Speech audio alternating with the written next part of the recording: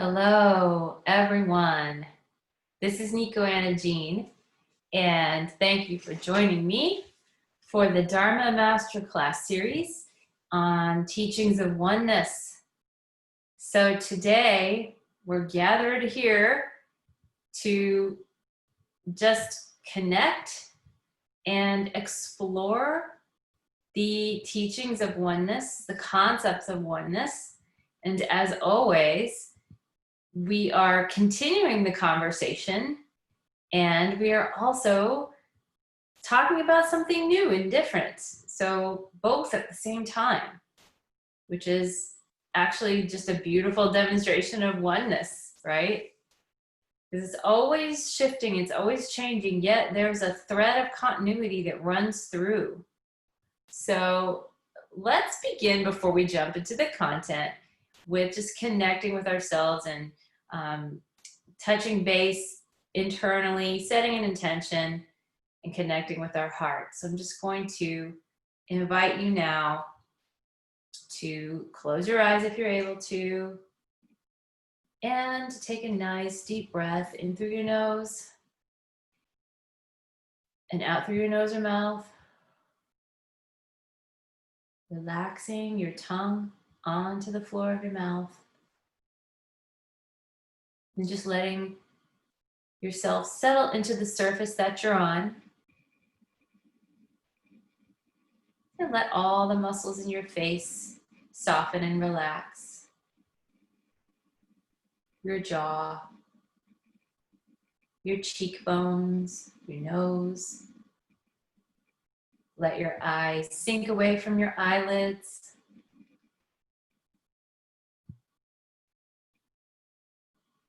Feel how relaxed and soft your eyes are. And notice that your forehead is relaxing, even your scalp.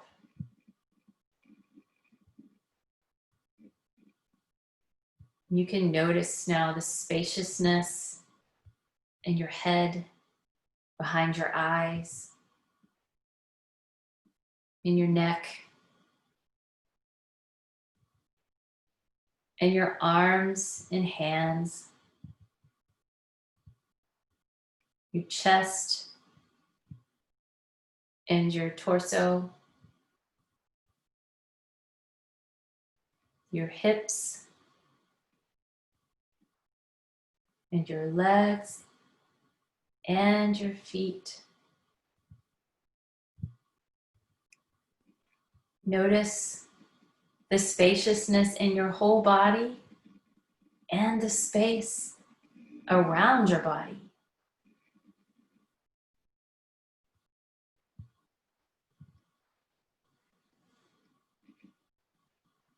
I invite you to place your hands on your heart center if that feels good to you. Dropping out of your thinking mind and into the wisdom of the heart center.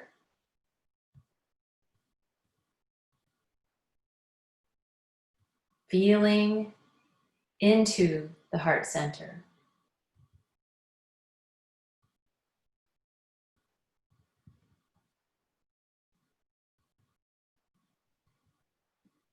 Good. Breathing in and out through the heart center. Nice, slow, deep breaths.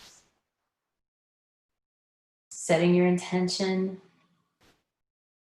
for what you want to get out of today's talk.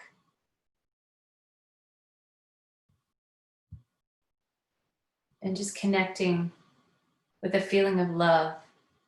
You can do this by imagining a person in your life that you care for deeply. Picture their face in your mind. And to send a beam of loving energy out of your heart center to this person.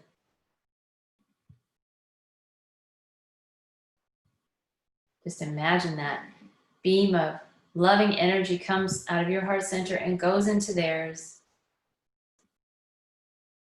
Feel the connection. Rest in this loving energy. Let it be safe for it to be there and to grow and magnify in your whole body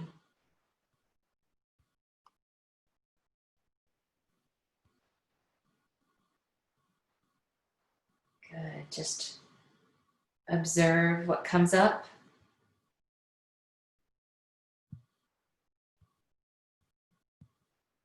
Now, relaxing your hands into your lap or out to your sides. And I'm going to ask you to start drawing your attention back into your body and into the environment that you're in. Take a nice deep breath. If you're ready to open your eyes slowly, just keep your gaze soft. Maybe put your hands on the chair that you're in or on the surface that you're on or lying back on. Just to ground yourself. Good. You can join me in maybe stretching your arms up to the ceiling and reaching out with your fingertips. Look up with your eyes and then come back to center. Namaste. So today, I want to talk about spaciousness and listening, because a question that comes up for so many people, really at any time in their life or in the world, in the timeline of the world, no matter what current events are, a question that comes up a lot is, how can we heal? How can we heal? How can we heal ourselves, our bodies, our relationships, our communities, our nations, our world? Healing on so many levels. How can we do it?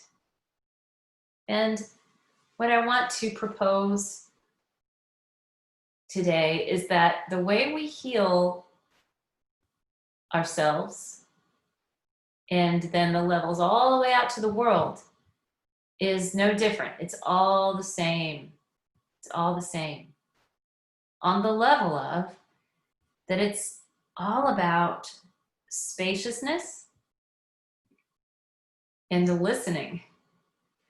Okay, so let's think about something first. When you think about your body, okay, and you think about the things that cause pain. Okay, we'll take a really common example of a pain-causing condition in the body, inflammation. Okay, everyone's familiar with inflammation.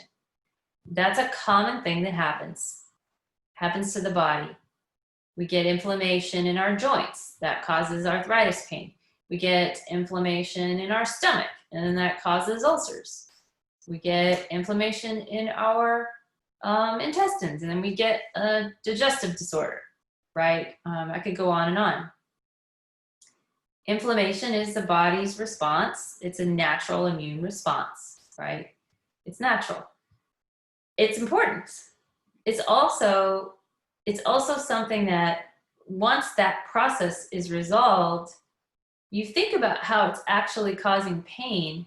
The pain is caused, let's say, of the inflammation of the joints because of the lack of space there, because something is inflamed, it gets larger, it presses on something else, and it causes pain, right?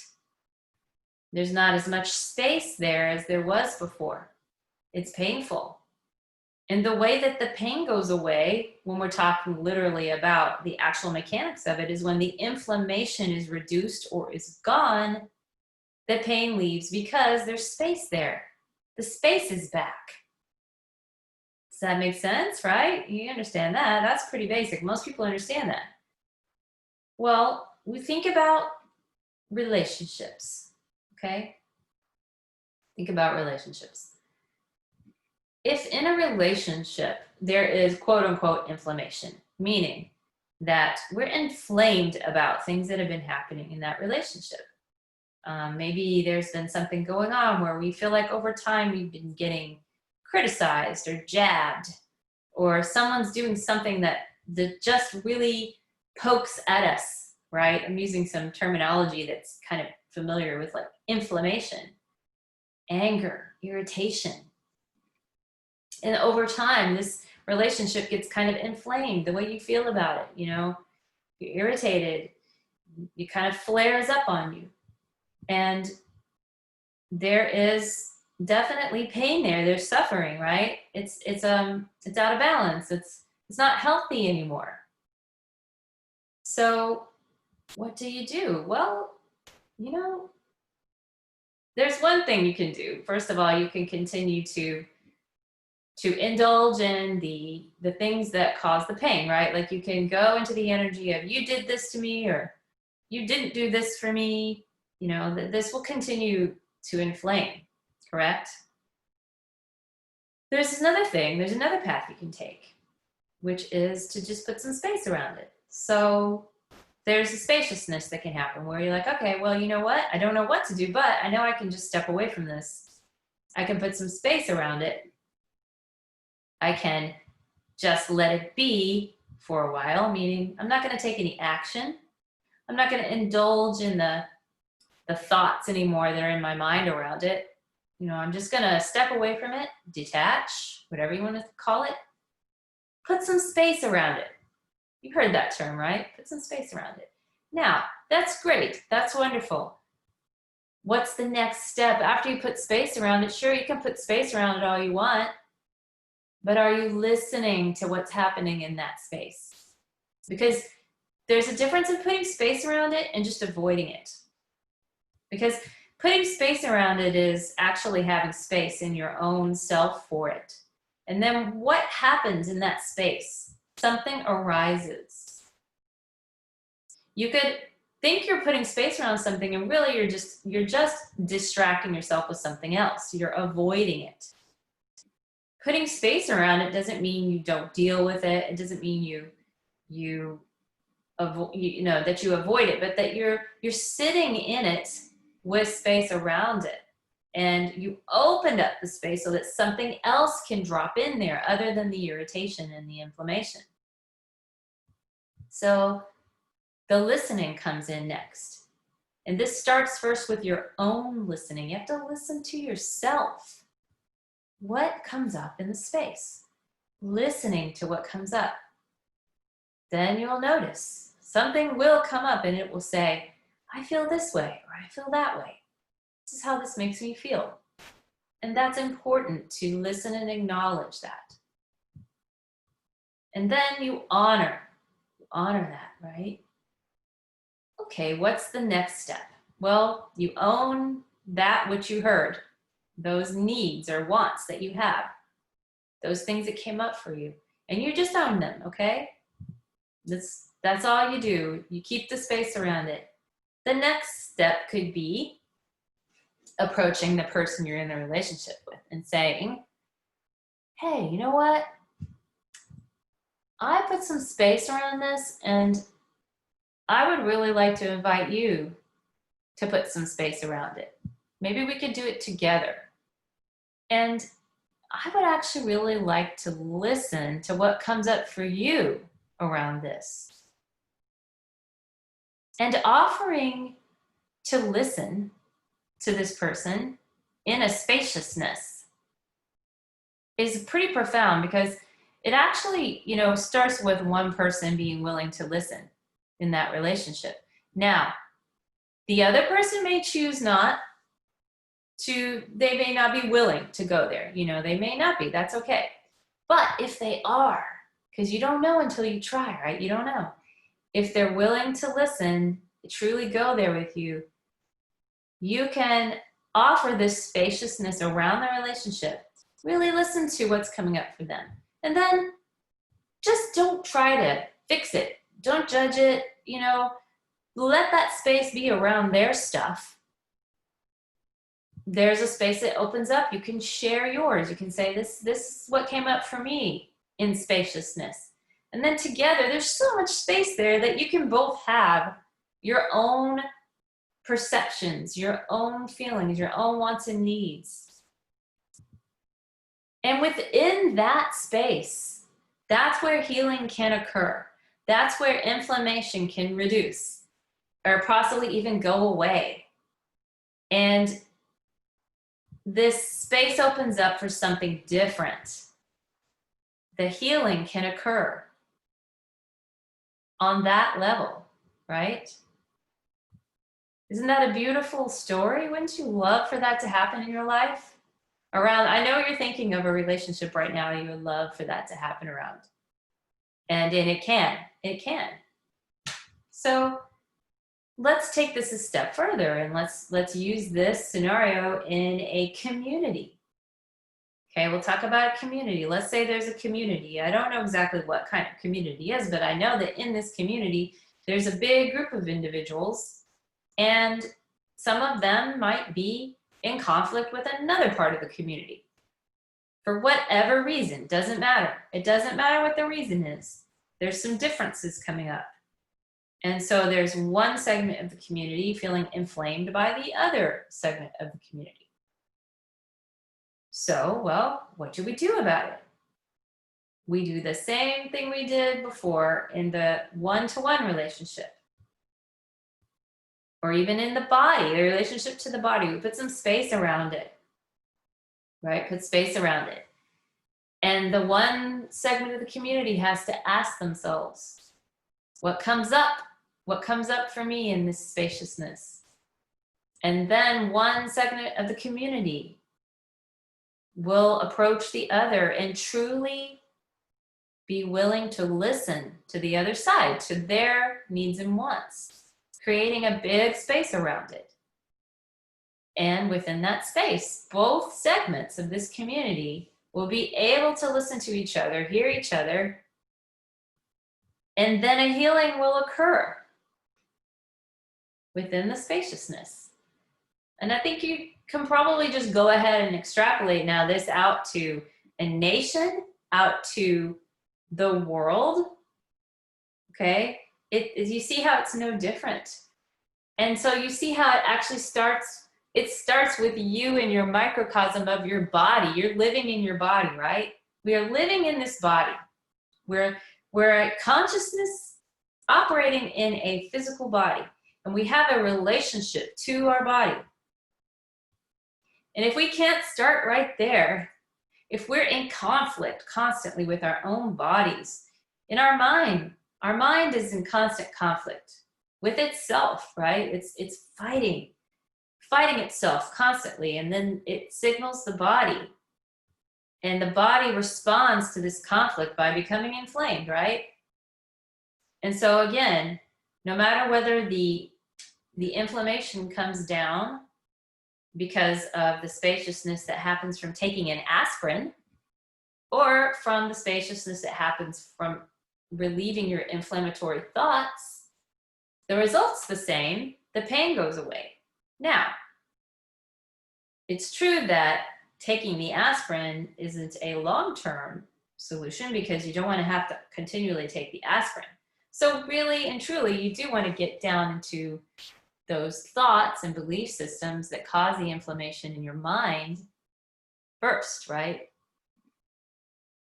So listening, you have to listen to yourself. If you don't even know what's happening in your own mind, you don't know what's happening in there. There could be a conflict going on that you're not willing to listen to or acknowledge. That's going to continue to inflame whether you're going to acknowledge it or not. Are you willing to listen to yourself? Are you willing to put space around whatever comes up and really be with it and let it just arise out of the spaciousness? And then, are you willing to just observe it, not judge it, let it be there, own it? Kind of talking about meditation here, aren't we? Because that's what happens in meditation. Exactly what happens in meditation, at least in my personal experience. So I just kind of like to explore this idea of healing and how healing arises from the spaciousness and the willingness to listen to oneself and then to others in our life, one-to-one relationships, close relationships, relationships with communities, and with larger communities on a global scale. But do you see how it starts within? If you're not willing to listen to your own self, how are you going to be able to listen to another person in your life that's close to you? You know, how are you going to be able to do that?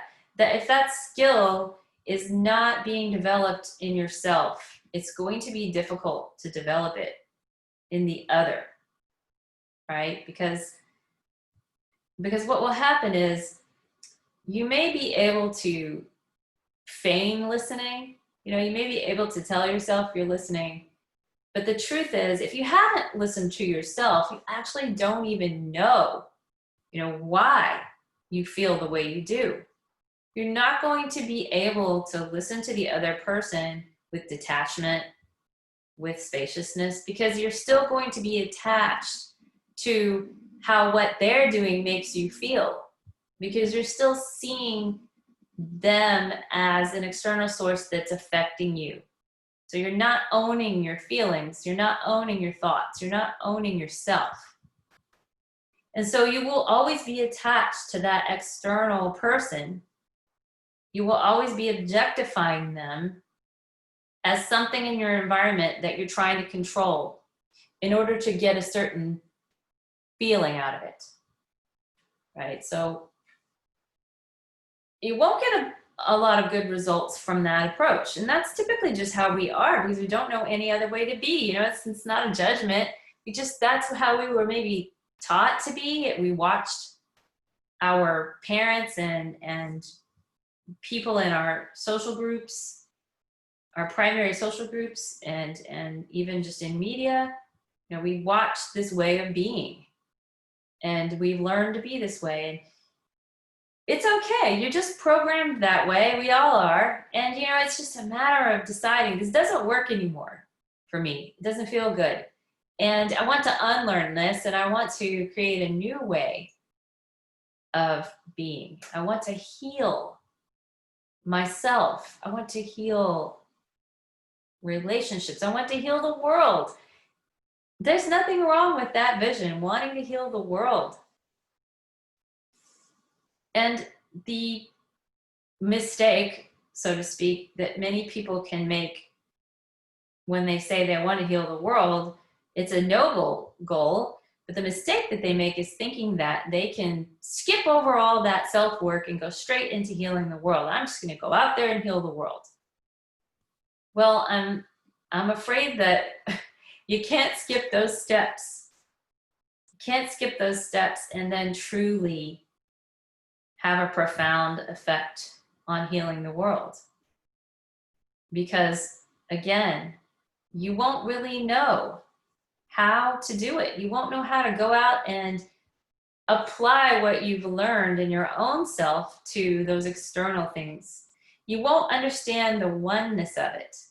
So you'll continue to see it as a separate thing. You'll continue to see the world as separate from yourself. There's the world and there's me. And so I've got to go out here and fix the world. And it'll be really frustrating because you won't be able to do it. And you will feel defeated, and you'll start feeling contempt towards others who you may see as your enemy because they're not fixing it, or they're doing something to make it worse. And it just creates, again, this whole inflammatory response to the world.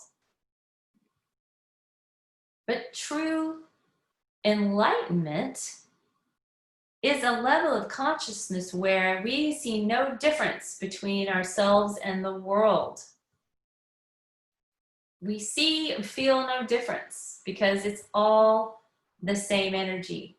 And when we truly start practicing this, and then we see our world shifting, whether it's the immediate world of our relationships all the way out to the larger world, when we see that shifting as a result of our inner work, we realize the truth of oneness. We were like, wow, this really was true. It really is true that so within, so without. I mean, I didn't believe it before because I've been taught my whole life that the outside world is something you need to manipulate in order to be safe and to be okay. Am I right? Isn't that what we're taught in general? And when we realize that that was never true, that was an illusion, and we feel the power of our own self-work shifting things in our world, our personal world, then we can really embody that. We can own it. We go, wow, I really have always had this power within me to change my life, to change the way I see and feel about my world. My perceptions have changed. And because of that, I no longer suffer. I'm no longer suffering. I'm not inflamed anymore. I don't feel attacked or victimized or wronged or in lack, because I am truly in the power of the self that's connected to all. It's a fine line that we're dancing on, right, in this body. We're dancing right here on the edge, on the line between self and oneness. We're always trying to figure out, which is it, right? Am I this individual or am I this other wholeness and oneness? Well, you're both. You're both. It's okay to dance around. It's okay to dance on the line, because it's perception.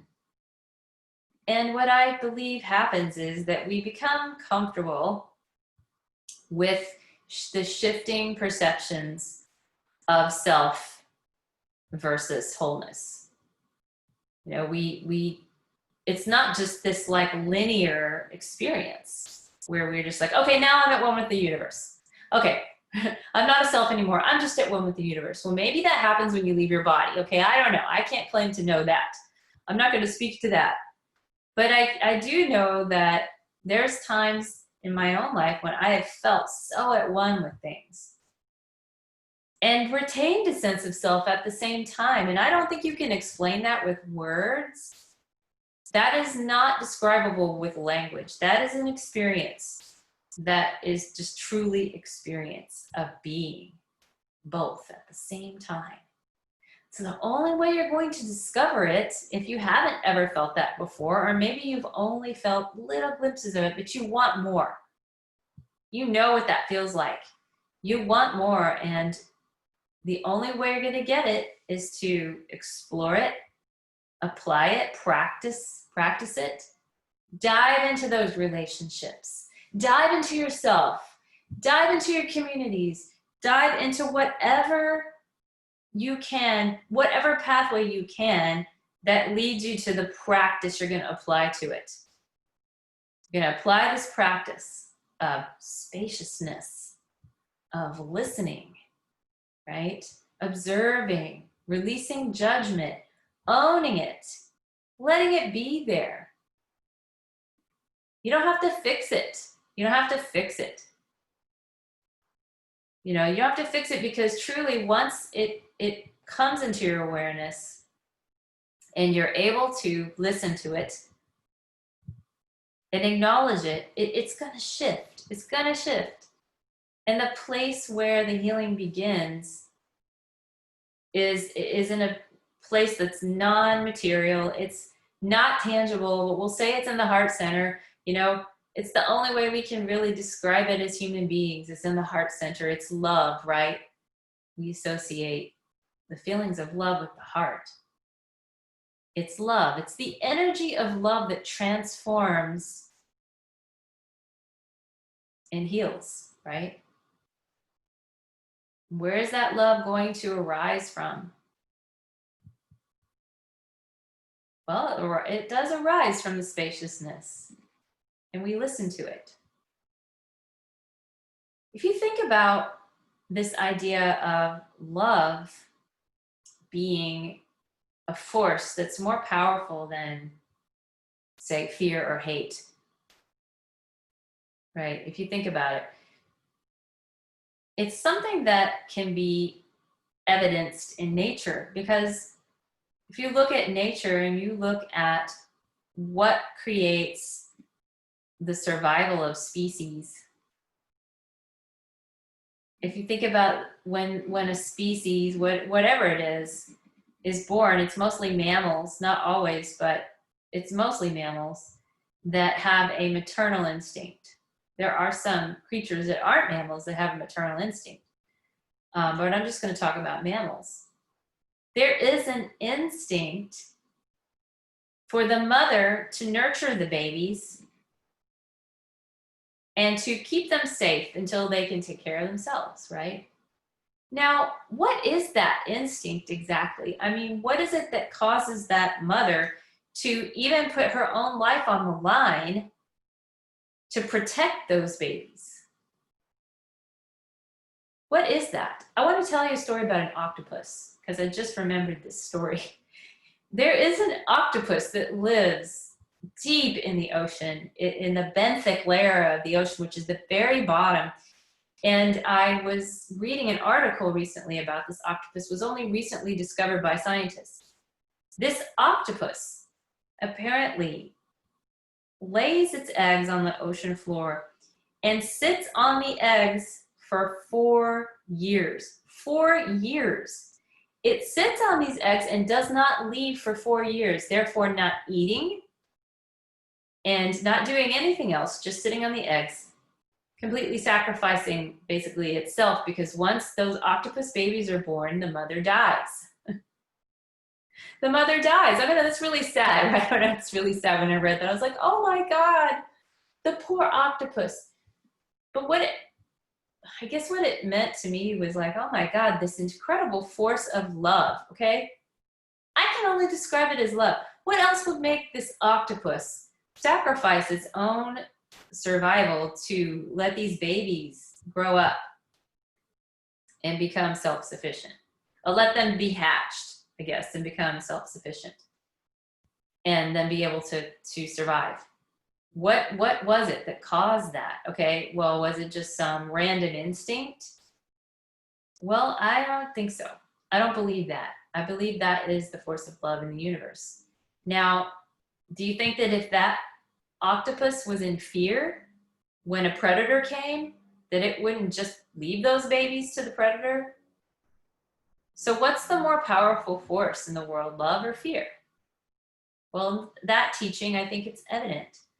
So if our world is truly nurtured by and perpetuated by species surviving, right? Being born and thriving, the first component of that is the love that the mother has for the baby that allows that mother to do what it needs to do, to sacrifice whatever it sacrifices, to nurture that baby for however long that species does so that it can be on its own. And is that not the most powerful force in the universe? Love is what makes the world continue, right?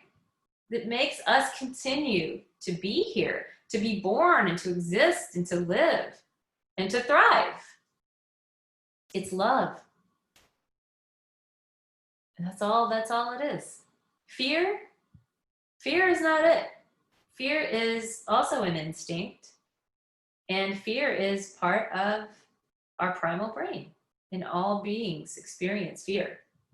And some act on it without consciousness, but not us. We have consciousness. We have the gift of consciousness. We can recognize it for what it is. We can now experience fear and say, this is fear, right? And we know what happens when people get fearful, right? Destruction, destructive things, harmful things happen when there's fear. Now, when there's love, what happens? Life, right? So there's two forces here we're talking about. There's destruction, and then which is like anti-life. Destructive forces are anti-life. Love is a life-giving force. So we've got anti-life and we've got life-giving. Life-taking, life-giving. Okay, we'll just put it that way. Just those two forces, fear and love. Now, which do you think is real? Fear or love? Well, I'm going to say love. Okay, that's my vote. I'm going to leave it up to you. I'm going to invite you to ponder that question when fear comes up in you and you recognize it as fear and you say, is this real? Is this even real? And see what the answer is, because if you're able to recognize that fear is an illusion of the ego, of the self that thinks it's separate from others, it's going to leave really fast. When it gets called out, it gets found out, the light gets shined upon it, and it says, oh, I'm caught. Fear gets caught, and it's like, oh, you're not real, and it loses all its power. And wouldn't that be a beautiful way for the world to be? Can you hold a vision of that in your being for yourself and for the world? I just invite you to ponder that, meditate on it, maybe act on it if you feel inspired to act on that. Because contemplation is beautiful and part of life. And once we contemplate, then we can take action from that inspired place. The inspired action is what truly creates change in our world, our inner world and our outer world. So I want to thank you so much for joining me today and listening. If you are still listening to this, then you are really ready for whatever message is coming up for you. You're ready for the spaciousness in your life. You're ready for healing. And you are already healing just by having listened to this and allowing this into your being. It's already happened. You've chosen it. And I want to thank you for that. I want to thank you for that and letting me be a part of your journey.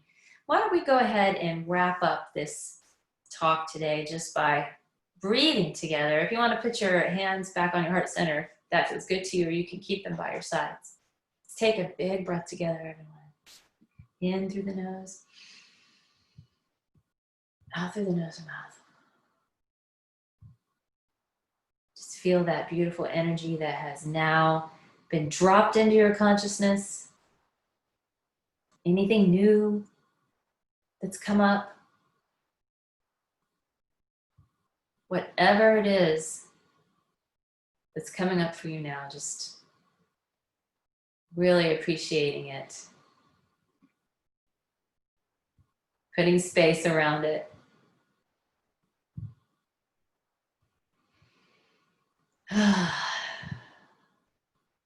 Wonderful, everyone.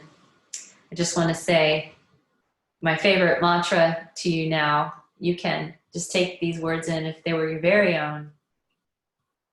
May all beings be at ease and know joy. Namaste, my friends. Thank you so much for joining me.